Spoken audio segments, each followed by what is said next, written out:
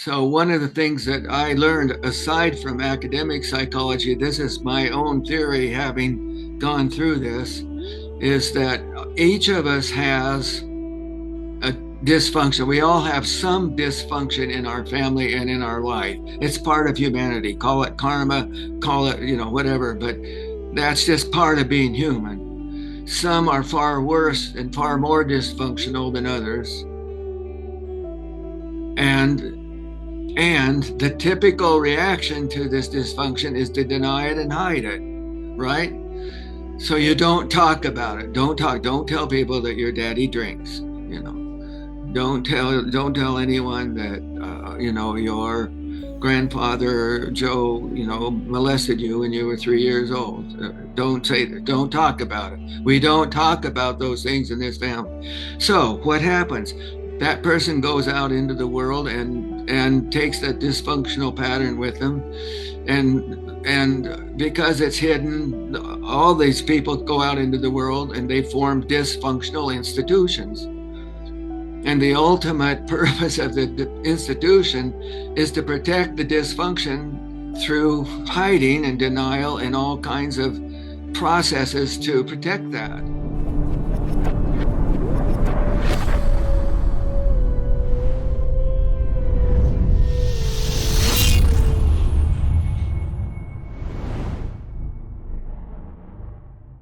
Welcome, guys, to the Numerology Show. I'm your host, Hayden Crawford, and today we have a truly special guest, one of the most profound and visionary numerologists of our time, Lynn Buess. Have I pronounced that correctly, Lynn? Pretty close. That's pretty close. We say bus, puss, bus. So you hit it pretty close. Fantastic. I'm glad. I just wanted to make sure that I wasn't upsetting the apple cart. And you're actually MAEDS at the end of your name as well. So Lynn has affectionately been called the grandfather of modern American numerology, or more quaintly, old man numbers. And he's got over 60 years of study and practice. And he's written more than a dozen books, including the classic The Heart of Numerology and Numerology for the New Age, which have guided countless seekers to a deeper understanding of the vibrational essence of numbers. He's traveled to more than a dozen countries, sharing his wisdom and conducting personal sessions, making an incredible impact on the field of numerology worldwide. So at a time when humanity is waking up to its greater cosmic destiny, Lynn's work reflects an expanded view of human growth and potential. And he offers an unparalleled blend of psychology, cosmology, and spirituality, weaving numbers into a broader context of our soul's journey. His expertise goes beyond numbers alone. His background includes decades of therapy sessions, past life regressions, healing modalities, using sound, color, and crystals, and even exorcisms as well, which is super interesting, giving him a unique and multi-dimensional perspective on numerology's role of human evolution. So today we're going to be diving deep into his insights, how numbers reveal unconscious patterns, how numerology can be used for a tool for soul healing, and how his work has been influenced by the great metaphysical teachers, including Dion Fortune's The Cosmic Doctrine. We'll also explore the future of numerology and what it reveals about the shifts in human consciousness. So stay tuned as we unravel the wisdom of Lynn Buess and discover how numerology is more than just numbers. It's a cosmic language guiding us towards our highest potential. So Lynn, welcome to the Numerology Show. Thank you very much. That's a very kind introduction.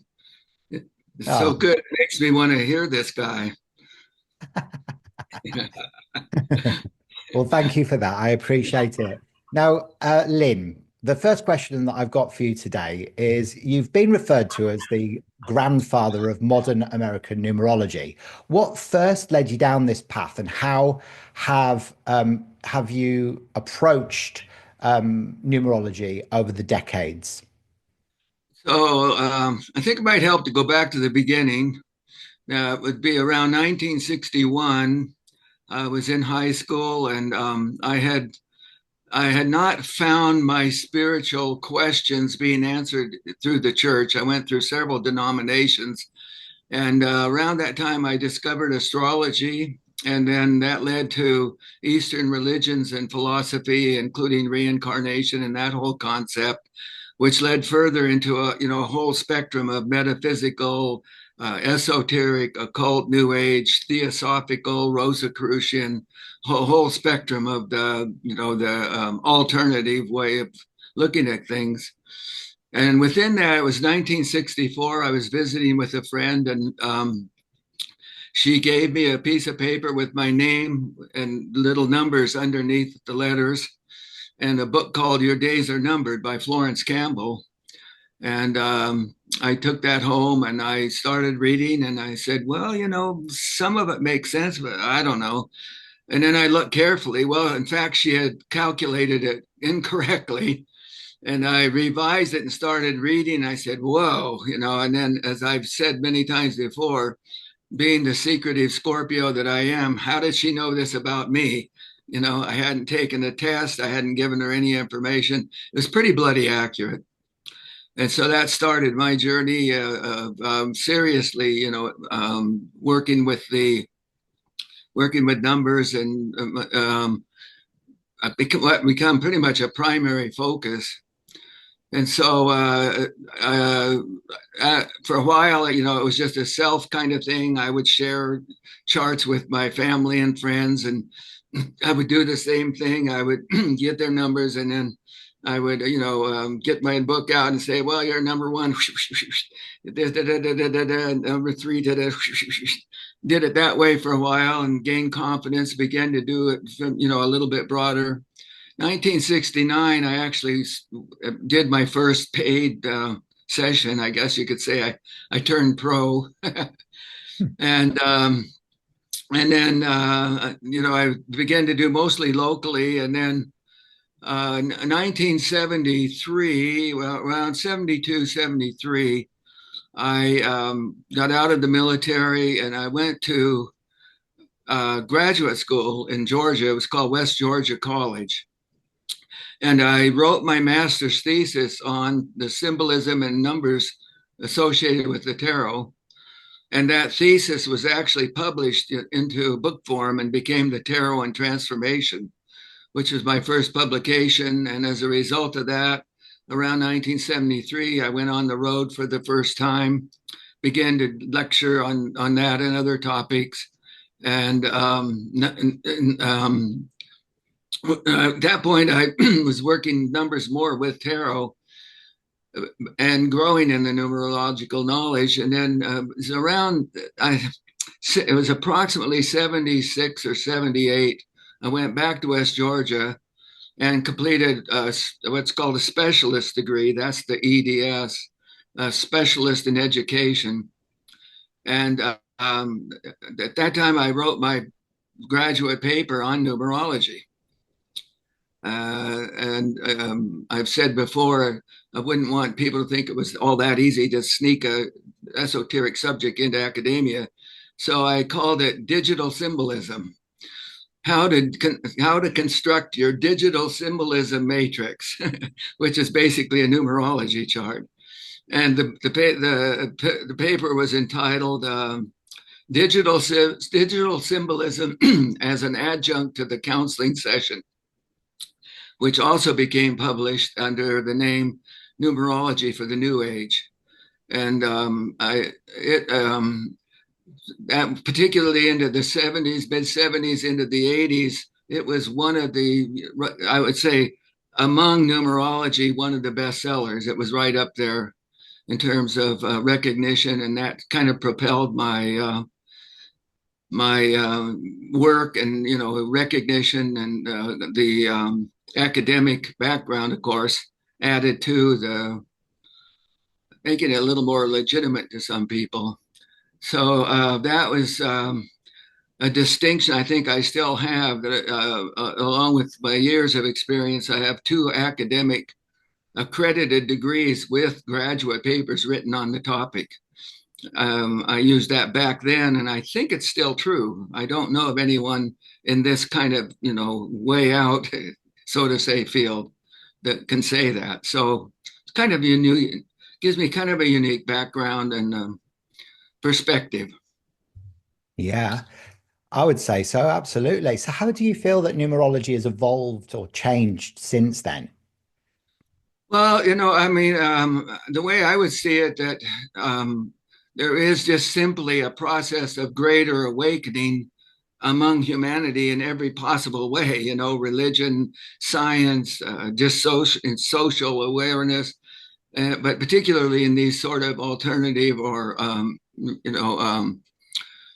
occult or esoteric studies that I think that for example, I think people are beginning to embrace a little bit more of a psychological and a cosmic perspective, or another way of saying it, a divine perspective, along with the usual kind of I'm going to get a job, or you're going to move to Cincinnati, you're going to get married and have 3 children, the kind of day to day aspects of numbers, which of course is, this is what most people are interested in. And I've asked that question to numerologists and astrologers and tarot readers. But I think that it's moving along with awareness um, to embrace other worlds, other dimensions, the realization we are part of a galactic community, we are part of a multiverse, a universe, not just little lost souls running around on this rock. Hmm. 100%, absolutely. It's in your book, The Heart of Numerology, you present an expanded soul-centered view of numbers. And can you explain there how numerology is more than just personality traits and destiny numbers? Yeah. So the way I describe numerology, it's excuse me, numbers are a static symbol that represent vibration, frequency, cycle, uh, etc. And even science now says that everything is vibration in the creation. There's nothing that doesn't move, and there's nothing solid.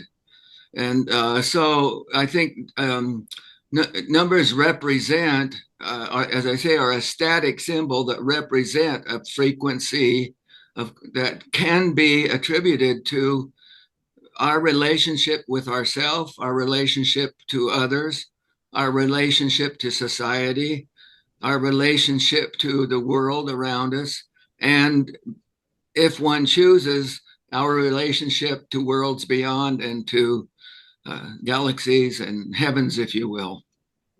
So, I have said before that one of the things I think that sort of confuses people and is kind of a frustration of the profession is there's so many terminologies given, like simply to the consonants. There are numerous names that people attribute to that, or the vowels, or the total name, or the birth date. And I have to confess, after saying that I added a whole new set of nomenclature. And so it has, it introduces a kind of the psychological viewpoint. And that is, I, I call the number of the consonants the personality number. Personality number is a little bit like your rising sign in astrology. It's more the part of you that is interacts with society. It's the part of you that you present to public, to those around you, kind of our external persona. The vowels I call the soul number. The soul number and the personality number do not attempt to describe our entire range of personality or soul qualities. They are specific lessons or primary lessons that we have chosen in this lifetime to focus upon. So, as you know, most of us as personalities have problems. We have anger, we have egos, we have dysfunction, we have addictions, we have fears, neurosis, and a whole set of issues that we'll call dysfunctional traits, call it karma. Most of us that have gotten into this kind of work realize that, and we're trying to recognize that and work that out of our life. And when we do, then the essence of the soul comes through the personality more clearly, more with more integrity. We are living what we say, that kind of thing. So I call the total the integrated self, the number of the integrated self. And again, it doesn't it doesn't say that if we reach that we're integrated, but what it does say that that's the primary lesson again that helps us focus upon getting to that place where the soul comes through the personality. The personality is relatively healthy, relatively clean, and then our greater essence is allowed to come through, and our purpose and destiny, that sort of thing. The month and day and year of our birth, I call the life path or life number. So, from my perspective, the name numbers kind of tell us about who we are and what, and the potentials and drama and lessons we are focusing upon. And then the life number tells us the lessons that and experience that life is going to put in front of us to help stimulate that, to awaken it, to activate our awareness. So it's a little bit more of a psychological map than the old picture of the good and the evil, or the positive and the negative, and that sort of thing. Yeah, absolutely. And thanks for clarifying that about the names that are given to like the soul urge number, the outer expression number, and like the ruling number or the life path number, because there is a lot of confusion there, I think, because a lot of people are like, well, is the ruling number the same as the life path number? And is the personality number the same as the outer expression number? And I think it is important to, almost like create a universal language with those terms so they can't be misinterpreted. But again, I suppose that's just part of consciousness expansion as well as bringing about these new terms. Yeah, I absolutely agree with you, but I don't see it happening either. Maybe in fact, there was a numerology society professional group that formed around the 80s, and I think it was called the International Society of Numerology, something to that effect. I don't think it lasted. It didn't take hold, but that was part of their desire, and I was part of it. But then, as I say, I added a whole new nomenclature, and that frustrated a whole bunch of them, and we never could agree. And I'm not real good on politics, so I never got too involved, and just sort of stood out and watched things go by. I don't think they exist anymore. I haven't been in touch, but I don't. I don't think we're going to get there in my lifetime. Let me put it that way. Maybe you'll do it. I don't think so. I have a sneaky suspicion that that's not going to happen. So how do you Yeah. use numbers then to help people uncover and heal their unconscious patterns? How do you actually Let do it? me let me say one more thing here, if Yeah, I sure. could. I have a possibly an accurate insight into this process of nomenclatures and things, and that is an observation that numerologists aren't inclined very easily to work together. And they all seem to think they have the truth in their little niche and are more intent on defending that than working together. And truthfully, in my early days, I would have to say I was a part of that because, well, I have degrees and I have experience, and well, I know more than they do. And I look back now, and I think I can say honestly there was an element of arrogance about it because of that fact. But what I feel about that is that the Pythagorean schools, I think Pythagoras as a personality kind of fostered that because he was involved in, a lot of political and power things. He wasn't just a pure mystic, although he had, that mystical and expanded knowledge for his time, far beyond.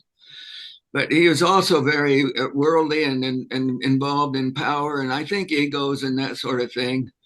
And the Pythagorean school had two kind of groups. There was the exoteric side that taught, kind of the mathematics and the more external things. There was a different, for lack of a better word, selected group that got into what I would call the esoteric side, the more deeper sort of things. I think there was a lot of competition between those groups that still affects the interactions of numerologists with each other.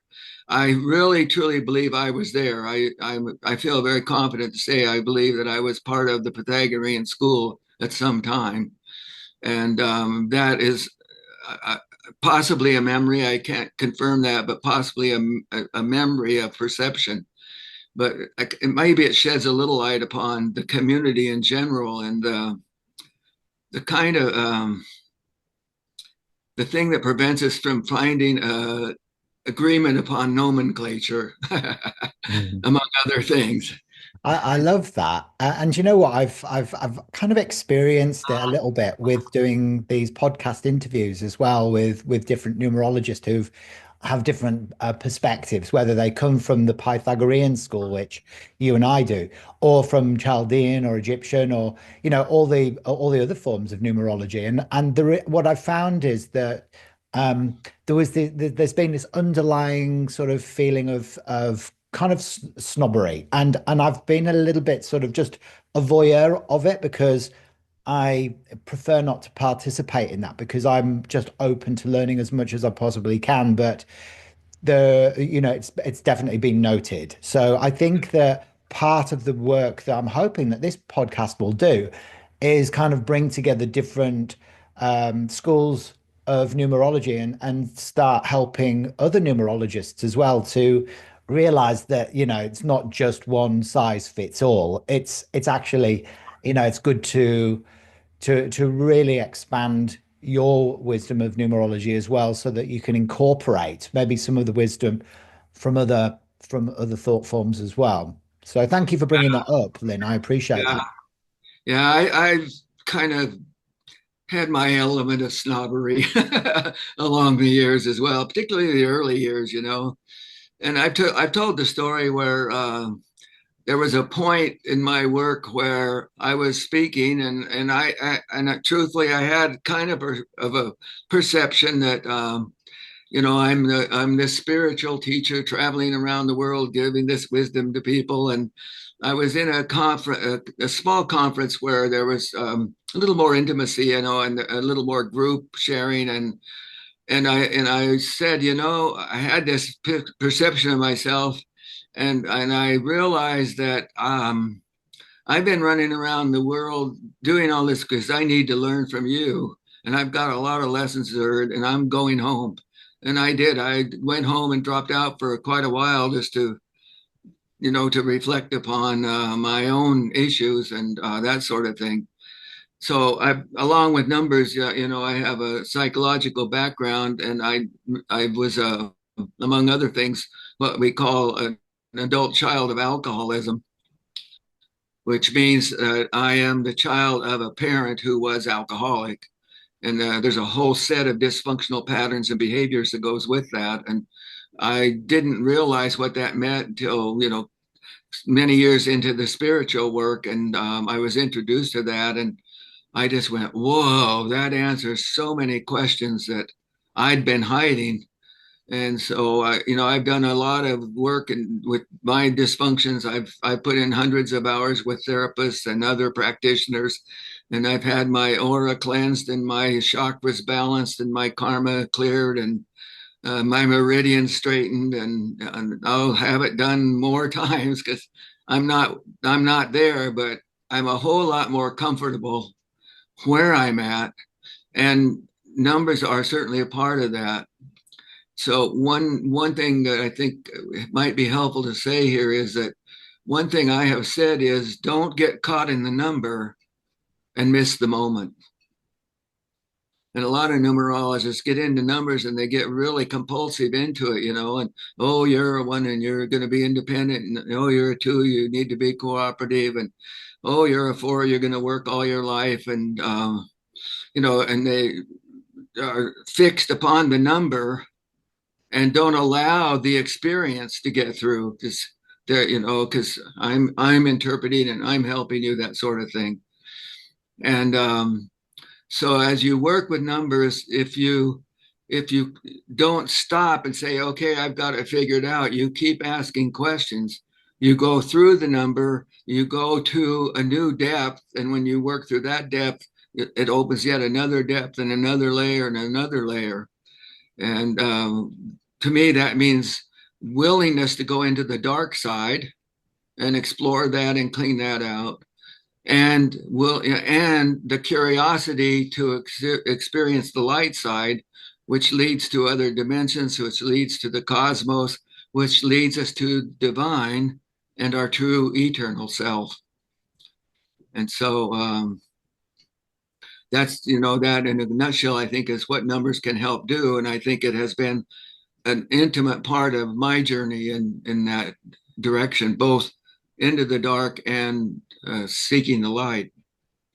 Absolutely, because colors and numbers both have positive and negative connotations, and I think that it's good to not get too fixated, as you're saying. Living more in the moment with it. And you mentioned that you sort of evolve through the sort of primary function of the number and into a deeper soul perspective. So, can you just kind of elaborate on how you actually use those numbers then to uncover and heal subconscious, unconscious patterns and behaviors within an individual? Well, I actually learned a lot of those insights from what I call a psycho spiritual therapeutic process that I developed called synergy session. And in those sessions, the first one was a 3-hour session that goes back through the person's entire life, and in a nutshell, back to birth, back to conception, and the formation within the family pattern of how they got caught in their parents' drama, their parents' unconscious, unresolved issues, and they could look at them. So that's where that element was refined. But then I began to apply that to numbers. And so, because, as I look at the chart, it's like, whoa, I begin to see those. Um, so how can I explain that? Because it's just natural to me. I have not thought about a lot, how I got there. um, but let's see. That's okay. I Well, mean, can you give an example of maybe yeah, some I'm of going to do that. So I think there's a chapter in the Heart of Numerology. I hope so, that in my imagination there is, where I talk about the anger in numbers and how to recognize anger, a pattern of subconscious anger. So, for example, we talk about twos. Well, let's start with ones for a moment. One is the number of originality, of independence, of will, strong will, developing will. When it gets too much, it turns into ego, and I'm the only one, and I'm the most important, and that sort of thing. When it's too weak, it's you submit, you give your will, you allow others to dominate and tell you what to do. So a lot of times, ones, for example, will just when they get threatened, they'll just come out and just overwhelm and strike and force themselves upon, in a compulsive way, and just overpower the situation so that other people just back off. Twos, for example, two is a number of cooperation and getting along, mediation, cooperation, that sort of thing. One of the things that I begin to notice about twos is very often the more angry or the more internal stress there is, the nicer they get. And the more helpful they get, and it's compulsive. It's see Jane help John, see John not help Jane, not need help, see Jane help John anyway. It's when I'm talking about things, it's when they become compulsive and just excessive and repeated. And so what happens very often is they get nicer and nicer and more cooperative, and hoping to get their way. That's the unconscious is, if I'm nice, people are gonna, but people just take advantage of them, and they get more and more angry and nicer and nicer. And I have a saying that people who are always nice are always pissed. So that doesn't mean that if someone does something nice for you, it's because they're angry. It goes back again to compulsive. If they're always nice, they're hiding something, because that's not how life is. And three is a number of creativity and expression and artistic and speaking and writing and painting, that sort of thing. The three is more or less, the key is frozen feelings, where they just shut down and are not available, in a nutshell. So that kind of gives you an idea.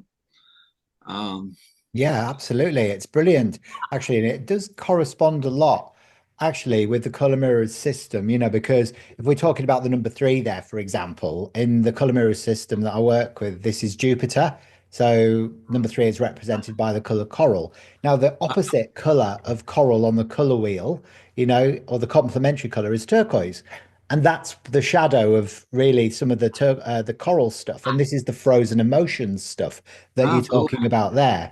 So it's interesting how, it kind of all, sort of connects together and where you can get the wisdom from, Cool. yeah, the vibration of colors and numbers, really. Cool.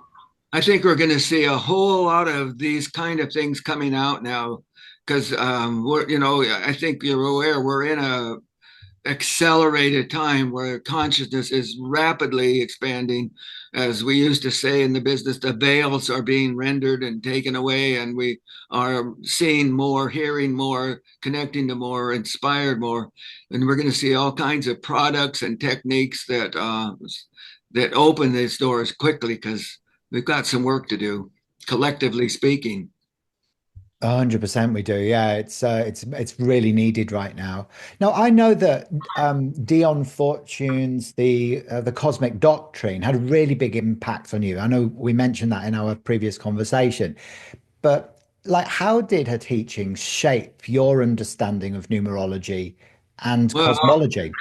yeah, that's another tricky one it, it's hard to know exactly and put it into words, but um, when you get into it, it's all a matter again of vibration and cycles, and those cycles start cosmically with expansion, contraction, balance, expansion again, but in a new way. And I think the most important lesson is it all is expansion and contraction, and the lesson is too much of something or too little of something, and then the balance point. I think that was the key to Buddha. I never understood that until I got into cosmology, and I sort of drifted away from positive and negative to too much, too little, or just right. In fact, I started calling it the Goldilocks principle. I think it's in this English culture. I imagine it's into other cultures. Oh, this bed is too hard. Oh, this bed is too soft. Oh, this bed is just right. And interestingly enough, cosmologists have come to a term in the astronomy called the Goldilocks zone, which is the area in a solar system where there's likely to be planets similar to ours, and temperatures and water and all the things that are likely to produce life. So I think that's the main clue is, and I've tried to incorporate it into my life and live it, that not too much, not being afraid and hesitating, but finding the midpoint, which I consider to be the moment. At that moment, it is the moment. And you have that, if you are in harmony and if you've resolved it, you then move into another experience where there's too much or too little. And it's kind of a constant dance, just as the cosmos is in a constant dance of expansion, contraction, etc. Yeah, so it's kind of like that sort of tensegrity, isn't it? It's like that push pull motion that you're talking about, this Yep. excessive or deficiency Yeah. that sort of fluctuates and oscillates. Yeah. So Not pushing too hard or imposing ourselves, not being afraid to finding that. And then you apply that to the different numbers again. So it's too much, too much power is dominating, intimidating, imposing your authority over someone rather than acknowledging them, recognizing their place and their authority, encouraging them to find that, express that, and implement that into the consciousness of the group or business or whatever. mm. Now, it all sounds very beautiful. It's not so easy to live. No, it really isn't. So could you just elaborate for those that are watching that don't know what cosmology is? Can you just explain what that actually is? Well, for me, it's just simply how things began and evolved. From a very simple beginning, from what she calls the unmanifest, and out of the unmanifest, which is everything that could happen or might happen but hasn't happened. And I think the mystics, and the great teachers speak of the void or the silence, and out of the void comes materialization and experience, or out of the silence, the word was spoken. So it starts out of and then becomes out of the unmanifest, becomes unmanifest, and then the the process of that happening, which leads to a cosmos and eventually suns and planets that reflect the initial qualities of creation and are as above, so below, are repeated, but in another manner throughout creation. Probably might be a little vague, but it's hard to make it concise. How do you see numbers connecting to the greater cosmic forces that are shaping our reality? Well, so you kind of start with my numbers and who I am and what the lessons are for me. And then as you become aware of those and start to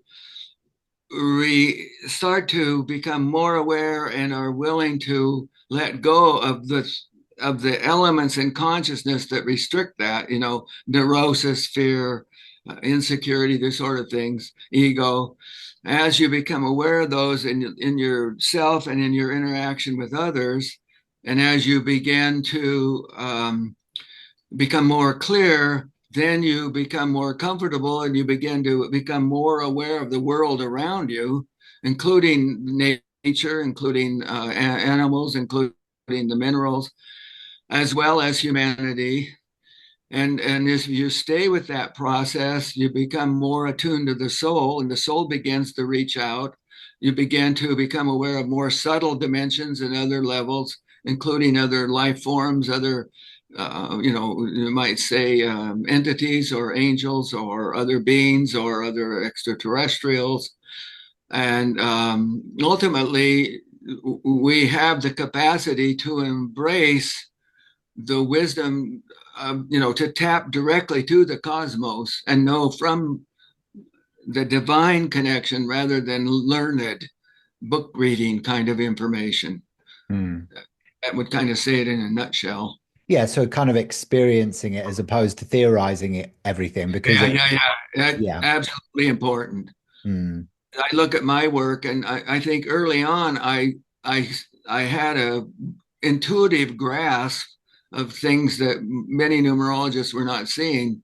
I didn't quite know how to say it or how to live it. And after 80 years, you hopefully figure out a few things. And I've experienced, and one of the things that uh, happened that sort of confirmed cosmology to me. I was working with a friend of mine, and we were doing some regression work and some kind of clearing out some karmic debris kind of thing. And she was taking me back. And are you familiar? Do you remember a movie that it's been quite a few years now called Contact? It was Yeah, I know Jodie. that. Jodie Foster, and Yeah, yeah, I love that and movie. they built that machine. They got information. They built this machine. Interestingly enough, that machine is relatively a relatively active portrayal of machines they actually do have that are working. Furthermore, interestingly enough, it operates almost exactly like the cosmology that I teach. It reflects the principle. Some of the it is a reflection of cosmic processes in a literally a material way, but that creates something beyond that. So you remember they dropped her into the center, and then poof, she's so. I was working with my friend, and it was on blocks and some things. I don't remember now that what started it, but as she was guiding me, all of a sudden I just dropped out of it and I went through the center of the earth, much like that machine, which incidentally the earth also has those rings, and that a very similar process.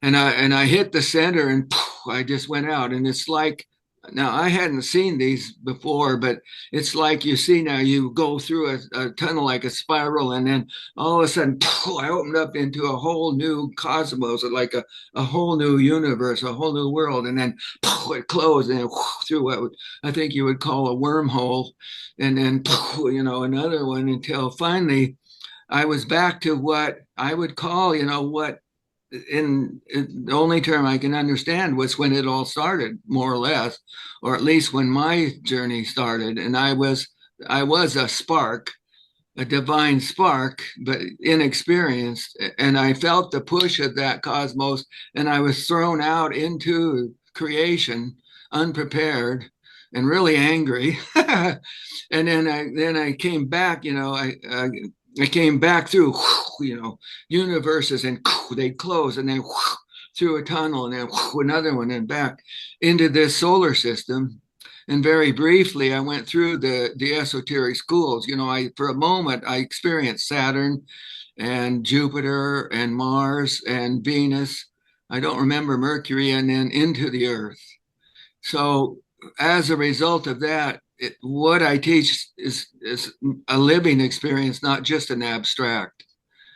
And I, I'm not where I would like to be, but I'm beginning to feel the what I believe to be cosmic impulse and cosmic direction more and more, rather than ego and uh, personality desired, but more divinely encouraged. That's kind of how it has become a living process beyond just numbers. Yeah, I understand completely. It's a bit like becoming a Reiki master, that you've got to start, just not just theorizing the symbols, you've got to feel the symbols.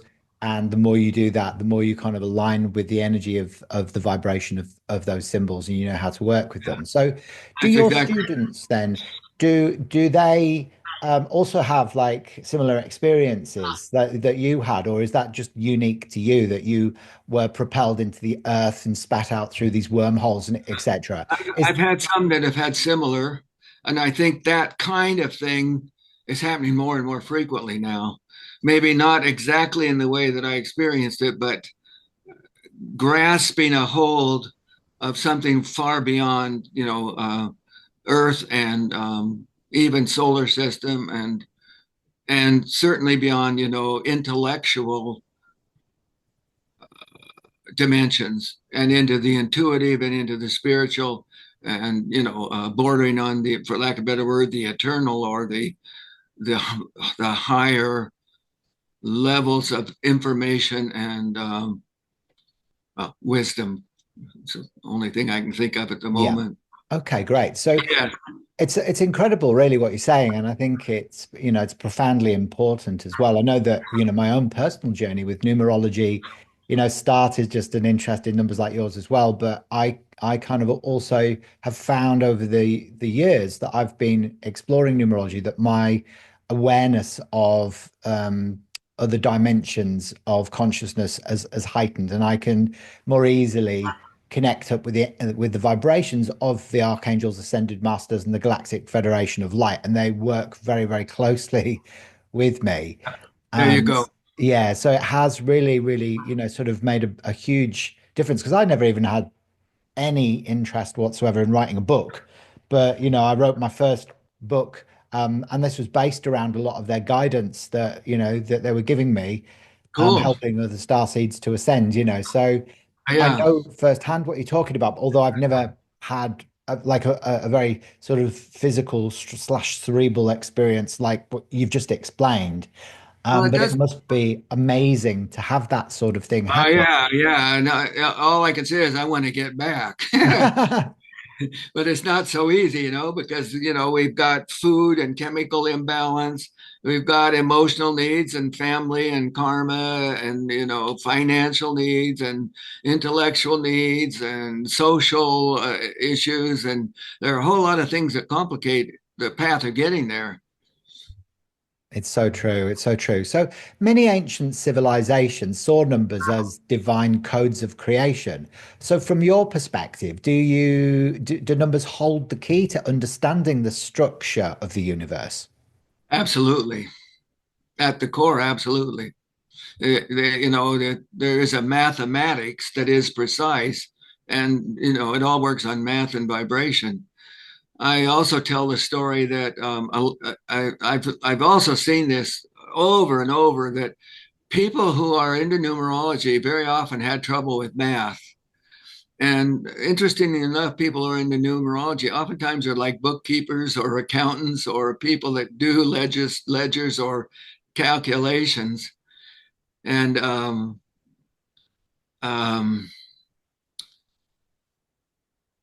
where I've Yeah, where did yeah, where we did were we talking about, how ancient civilizations saw numbers as a Oh, so divine. is it? Yeah, does it lead to truth? Absolutely. It Yeah. it leads to the ultimate truth.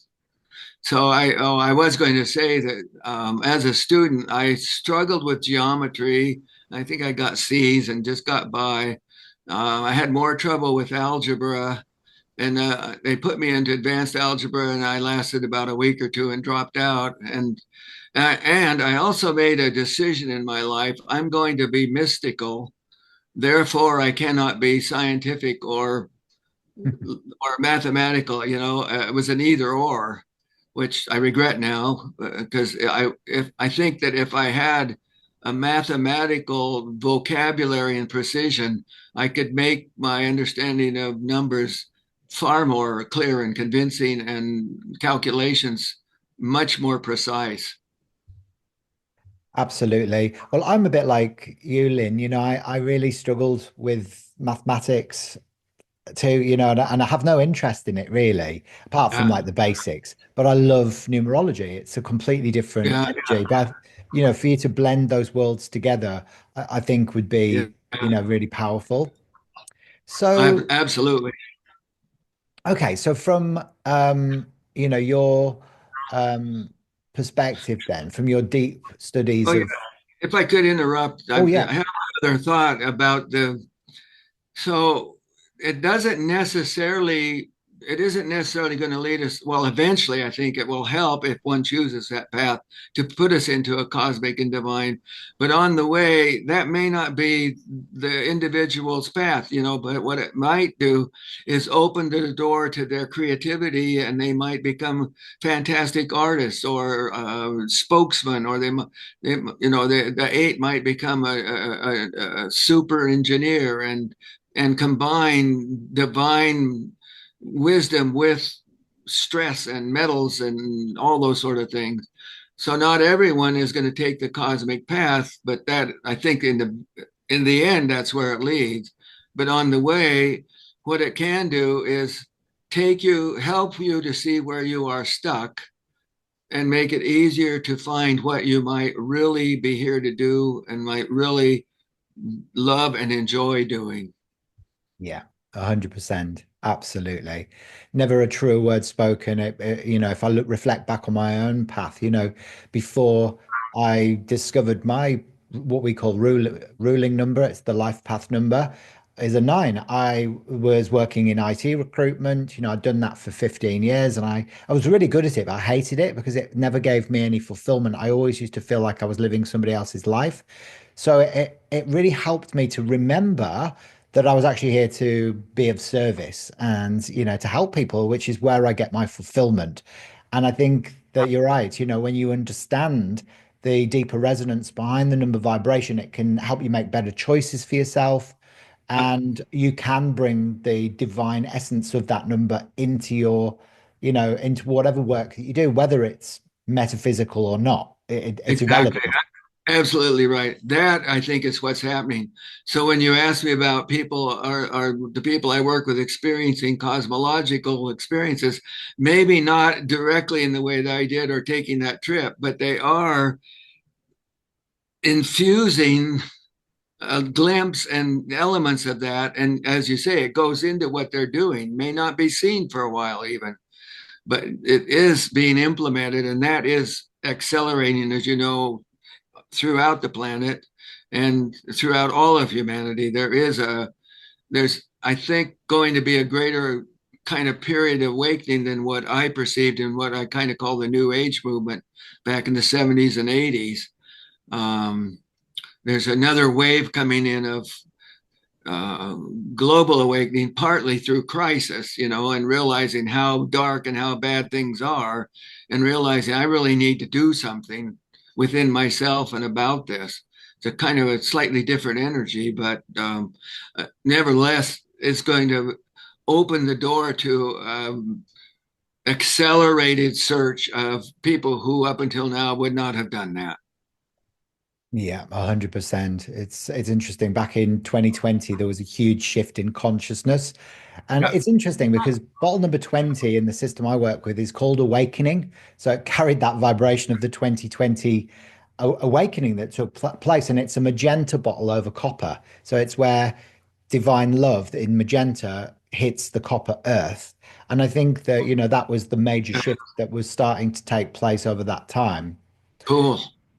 Now, your background is incredibly diverse, and you've studied psychology, you've conducted therapy sessions, past life regressions, and even exorcisms. How has this experience influenced the way you approach numerology? Well, for one thing, it has made me aware of how dark and powerful darkness is, and uh, what a vast hold it has over us. That until you wake up, you don't realize how deeply we are being controlled by a dark element on the planet. And as I mentioned, being the secretive Scorpio that I am, I love to dig into secrets. And so along the way, I was also during the Vietnam era, I served my military duty, and I was in a military intelligence agent, and that also introduced me to a different perspective of things that 99% of the population is not aware of. The lies, the deception, the hidden things that are going on.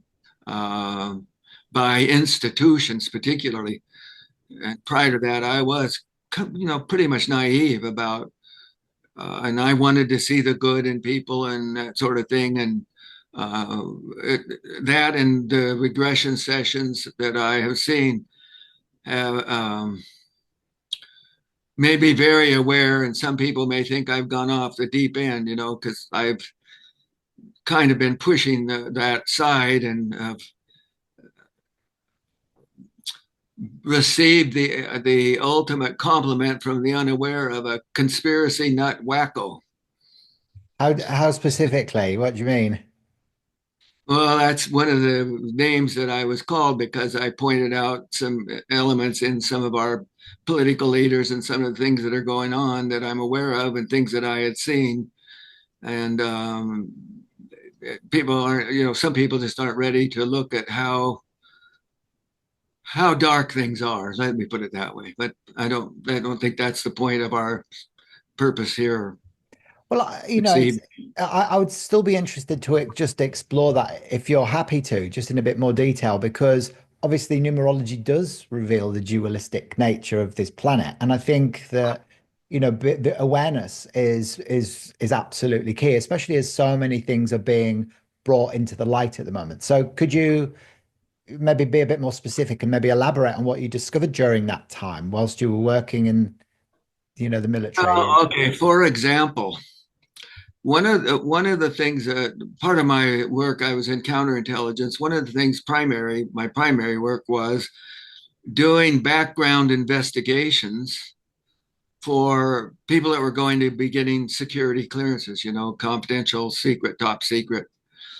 And so you go back to that person's life. So I would get, if it was you, I would get your name and your information, and I would go to everywhere you went to school, find three people who knew you, and inquire about what we called LIDMAC: loyalty, integrity, discretion, morals, and character. And was there any reason for them to doubt that you would, that your integrity or your loyalty to the country, that sort of thing, right? I would go to everywhere you worked and find three people who worked with you. I would go to everywhere you lived and find three people who lived in the neighborhood and knew you, that sort of thing. Okay, so that was part of the investigative process. So, as a specific example, at that time, one of the real concerns in the investigation was homosexuality. It wasn't as it is today, and more open and more apart. And there was a great fear if you were homosexual that you could be blackmailed, and da, da, da, da, da, da, da. And that was among other things a key element to kind of look for as a possibility, right? So what I have seen is a lot of young men's lives were pretty much thrown upside down, and sometimes really inhibited or restricted, because if that came up at that time, especially, it could cause a lot of trouble later on in terms of employment, relationships. You can understand. Yeah, of course. Okay, so meanwhile, at that time, the chief person of justice and investigation in the United States, J. Edgar Hoover and the FBI, was gay. And he was living in a gay relationship. And the mafia knew that, and probably 16 intelligence agencies of our adversaries around the world knew that. And he was blackmailed, and in some ways the mafia had more control at times over our justice than the FBI, because in order to hide that, a lot of things were brushed aside, a lot of things were not investigated, a lot of things justice did not occur, and people who threatened that were falsely accused and put into trials, etc., rather than the criminals themselves, so to say. So that would be an example. That element of things that are being hidden by leadership is extremely extensive and widespread worldwide, not only in politics, but throughout our culture, permeates our culture. And the church calls it Satan, the influence of Satan. You can call it, the reptilians, the dark ones, if you get into the extraterrestrial agenda, etc. So that would be an example. Yeah, There's it's a great example. Yeah, it's absolutely, how things have shifted so dramatically since, the days of Hoover, because more and more is being brought to light, more and more of this darkness is being exposed, but obviously absolutely. it's creating chaos across the planet because, It's they don't just want to lose control. massively chaos. It's beyond surreal. It's beyond surreal. It's beyond bizarre. I don't know. I don't have a word, but I do believe out of spirit it's going to get much better, but not until we go through some cleansing. Because it's just like when you dig into your own hidden areas, there's resistance, and the most frequent strategy is denial and then hiding it. So one of the things that I learned aside from academic psychology, this is my own theory having gone through this, is that each of us has a dysfunction. We all have some dysfunction in our family and in our life. It's part of humanity. Call it karma, call it, whatever, but that's just part of being human. Some are far worse and far more dysfunctional than others. And and the typical reaction to this dysfunction is to deny it and hide it, right? So you don't talk about it. Don't tell people that your daddy drinks, don't tell anyone that your grandfather Joe molested you when you were 3 years old. Don't say that. Don't talk about it. We don't talk about those things in this family. So what happens? That person goes out into the world and takes that dysfunctional pattern with them, and because it's hidden, all these people go out into the world and they form dysfunctional institutions, and the ultimate purpose of the institution is to protect the dysfunction through hiding and denial and all kinds of processes to protect that. And that has been more predominant sometimes than healthy organizations, right? Fortunately, that's really coming down now and being revealed, and people are understanding that. So people say, well, what can I do? The most important step is to work upon yourself, become aware, and work through that within yourself, which you are hiding. Then it becomes considerably more difficult to be deceived by others. But as long as you're hiding, you're going to be deceived because you can't see yourself. So you don't want to see it in others. Oh, they wouldn't do that. They wouldn't eat babies. They wouldn't steal trillions from my pocket. Oh no. So 100%. So that's it. So that's the work. So you've worked with sound, color, crystals alongside numerology, for yeah, decades. So yeah. how do these elements complement each other in healing work and help to shine light into the shadow?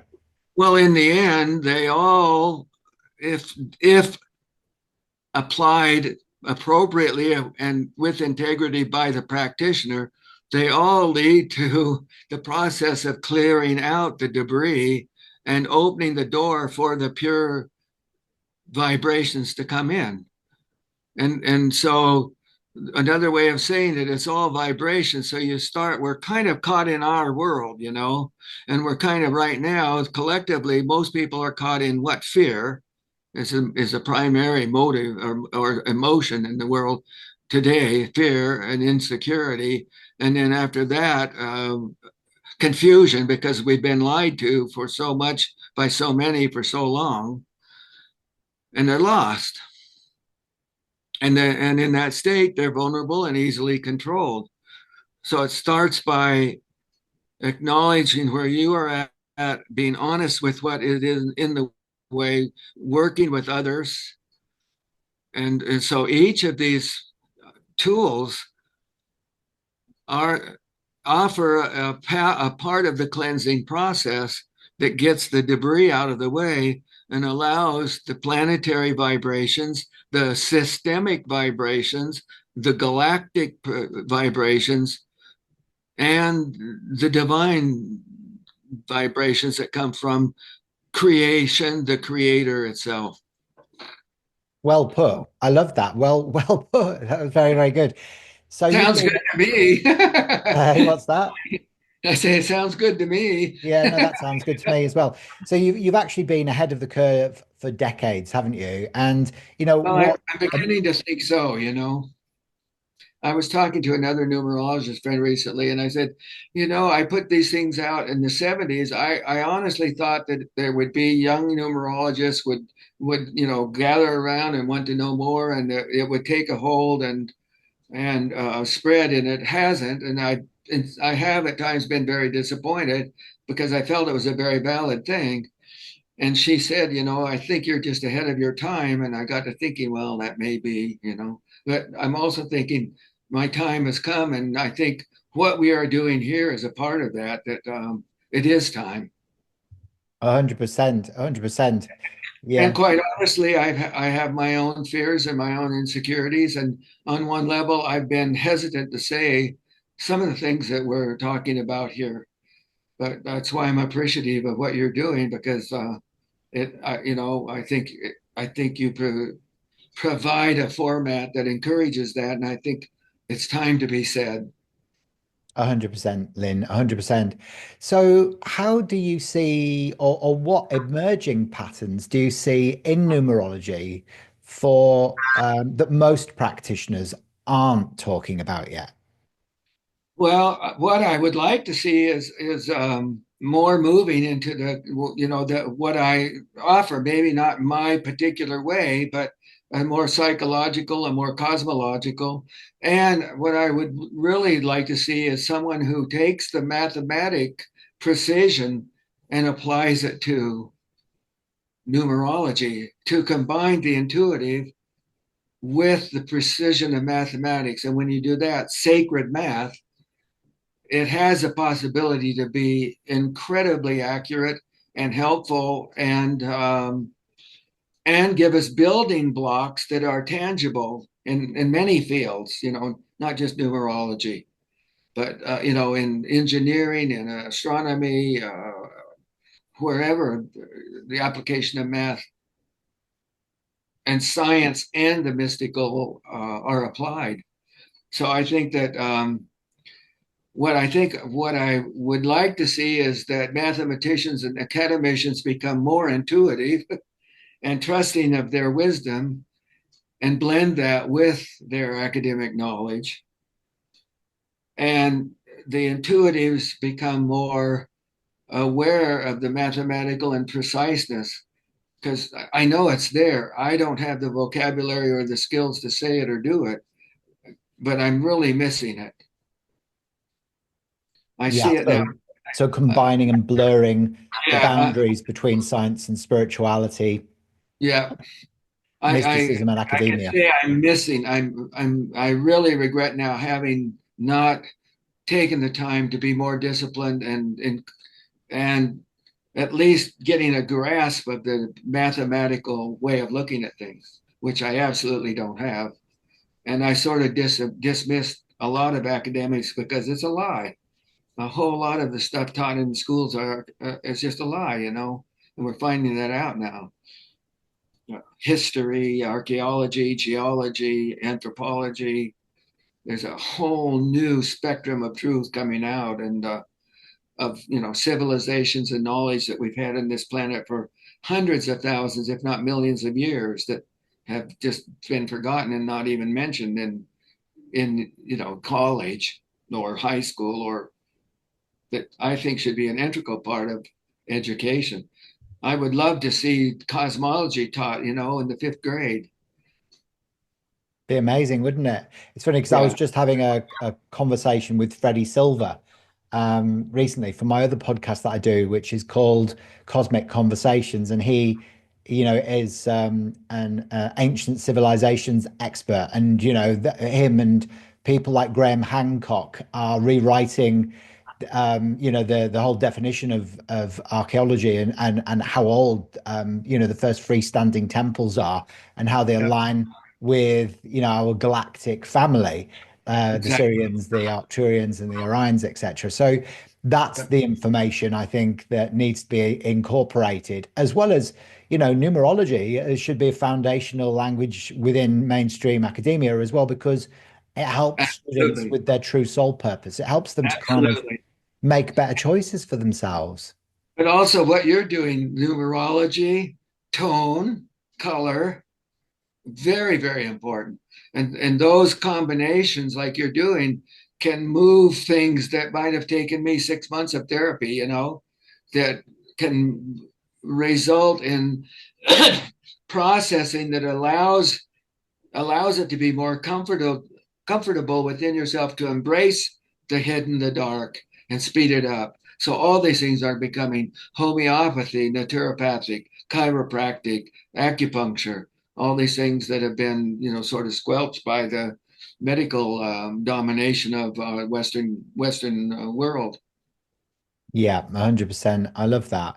So, where can people find out more about the incredible work that you offer? Have you got a website that people can explore that I can pop into the description below the video? It's an introduction. I would say that at this point, the clearest presentation would be the heart of numerology. And close to that is another book that I haven't mentioned, but it's Numerology of Astrology, Degrees of the Sun. And what I've done is I've taken each of the degrees, 30 degrees Aries, 30 degrees Taurus, all the way through the zodiac, 360 degrees, combining the astrological with the numerological influence. And I think that is a really excellent eye opener. I'm very pleased with that. And those would be the two my work that I would suggest for someone who is tempted by cosmology and wants to dig into it. Cosmic Doctrine by Dion Fortune. It's timeless. Uh, we I think we're getting where we might be running out of time, but we could talk about that perhaps another time. Yeah, I'd love to have you back on the show to talk about, the teachings within that book specifically, and of course the wealth of information as well that you haven't had time to share with us today as well. But I'll, if you're comfortable, I'd be more than happy to drop your website details into the description as well, so people can check you Yeah, out on your website yeah, as well. Yeah. yeah. Forever numerology. Yeah. Wonderful. Well, wow, what an incredible conversation with Lynn Buess. His wisdom on numerology and cosmic evolution is truly next level, don't you think? And I hope that you found this discussion as enlightening as I did, from deeper understandings of the significance of numbers to exploring their connection to universal energy. There's so much to take away from this episode. If you've enjoyed today's show, be sure to subscribe and leave a comment and share your biggest takeaways. And if you're curious to learn more about Lynn's work, then make sure you check out the books and resources that he's just mentioned. As I mentioned, I'm going to pop those in the description for you as well. So thanks for tuning into the Numerology Show. Stay curious, stay aligned, and I'll see you next time for another journey into the magic of numbers. Thanks again, Lynn. Bye for now. Okay. Bye bye.